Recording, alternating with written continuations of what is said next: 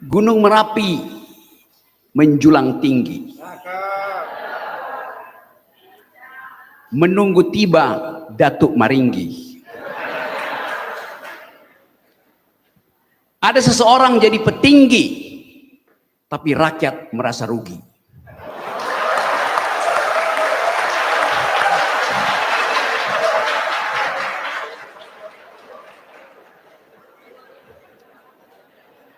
Awas, jangan viral ya.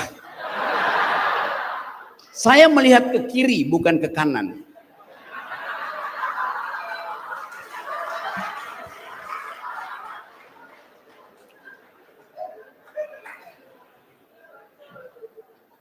Diingatkan pada kita, Bung Hatta memelihara integritas sehingga dia tidak bisa menabung untuk beli sepatu Beli.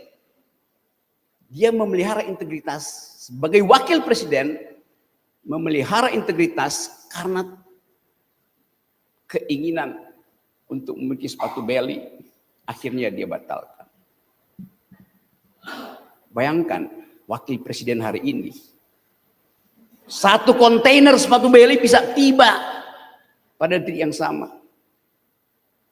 Karena yang diperlukan bukan integritas untuk beli sepatu Beli, tapi isi tas. Kita mau bicara tentang jarak antara isi tas dan integritas, antara money politics dan argumen demokratis. Suatu waktu saya ngobrol dengan Pak Prabowo tentang masa depan Republik ini. Pak Prabowo teman diskusi saya.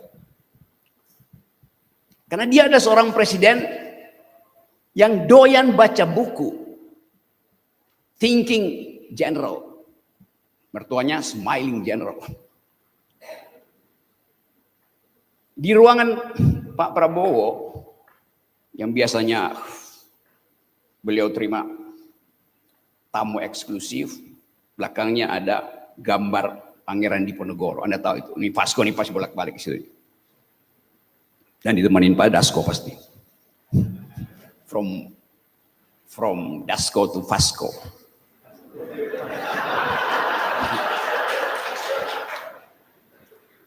Dalam satu percakapan di belakang meja kita ngobrol dengan Pak Prabowo, ada buku judulnya Disruption, ditulis oleh Francis Fukuyama. Disruption apa bahasa Indonesia? Disruption artinya gangguan. Kita hidup di dalam keadaan di mana-mana ada gangguan. Karena itu mesti ada persiapan. Dalam bahasa militer namanya army readiness, kesiagaan.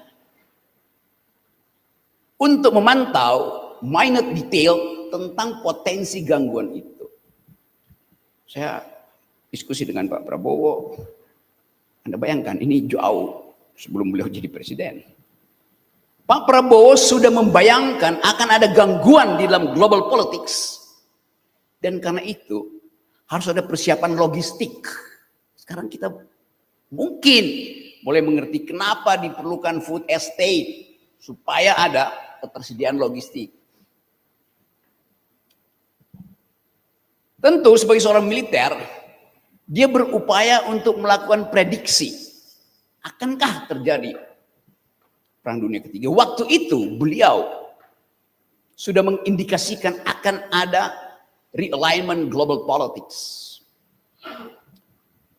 Jadi buat saya, seorang leader itu harus mampu melihat arah yang memungkinkan ketika kita ada dalam keadaan darurat, kita tetap tidak kehilangan kompas. Dan universitas ditugaskan untuk menjaga kompas itu. Itu yang diucapkan tadi oleh Pak Prof. Beban itu ada pada saudara-saudara, ada pada kita. Sebagai the thinking community. Kita ingin aktifkan satu perspektif yang disebut integritas, moral, etc. Tapi pertanyaannya basisnya apa?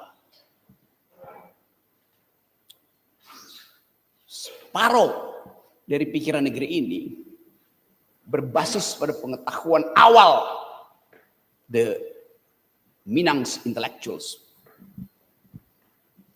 Yang bahkan sebelum kemerdekaan, orang Minang itu bukan sekedar merantau ke Jawa, merantau sampai Rusia, merantau sampai Hong Kong, merantau sampai Jepang. Untuk tadi minta diuji pikirannya dan membawa pulang hasil ujian itu. Satu waktu saya jalan ke hutan-hutan di Vietnam, nyebrang ke Kampuchea, lalu saya pergi ke Vietnam Utara, Hanoi. Ada mausoleum Ho Chi Minh. Saya masuk ke situ, buat tahu apa sebetulnya isi pikiran Ho Chi Minh waktu mendalilkan kemerdekaan perjuangan politik Vietnam.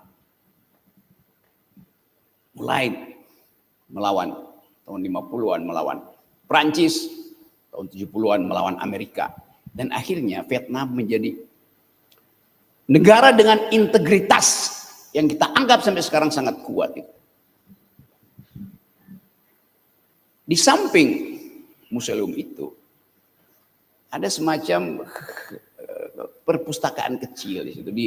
Ada memorabilia dari Ho Chi Minh waktu dia masih pejuang, ada ditanduk juga seperti Pangeran Diponegoro.